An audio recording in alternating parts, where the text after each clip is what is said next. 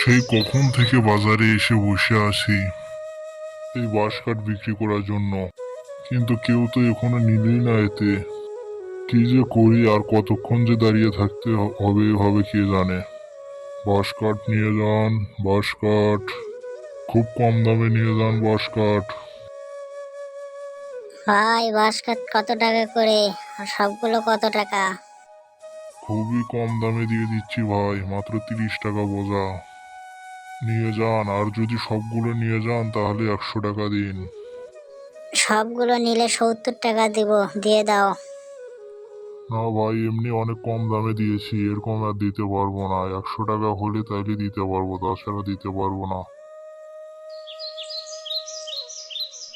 ঠিক আছে তাহলে তাই দাও, নিয়ে যাই, কি আর করার।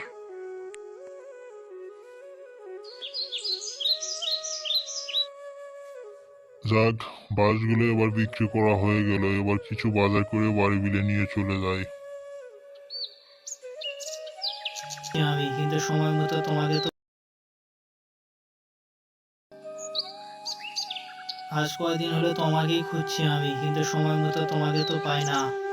আসলে সেরকম ভাবে সময় হয় না তো, তাই আর তোমার সাথে দেখা হয় না। আচ্ছা বলো, আজ যেমন দেখা হয়েছে কি বলতে চাও বলো। আর বলো না, সামনের সপ্তাহে আমার মেয়ের বিয়ে, তাই বাঁশ কাঠ লাগবে। যে করে হোক আমার তো বাঁশ কাঠ লাগবে, তুমি আমাকে দিয়ে দিবে। ঠিক আছে ভাই, আমার যত কষ্টই হোক আমি আপনাকে বাজ দিব। ঠিক আছে ভাই, তুমি আমাকে অনেকটা নিশ্চিত করলে, এই নাও কিছু অগ্রিম টাকা। বাকি টাকা কার দুয়ার পর দেব।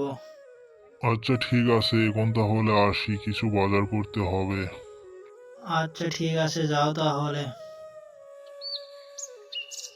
হাতে তো বেশ কিছু টাকা হলো, এখন বাজার থেকে বড় করে বাজার নিয়ে যাই। অনেকদিন হলো ভালো কিছু কেনা হয় না, আমি তো জানি আমার বউ অনেক কিছু খেতে চায়, কিন্তু টাকার অভাবে খেতে হয় না। আজ কিছু টাকা হয়েছে, ওর জন্য ভালো মন্দ কিছু কিনে নিয়ে যাই।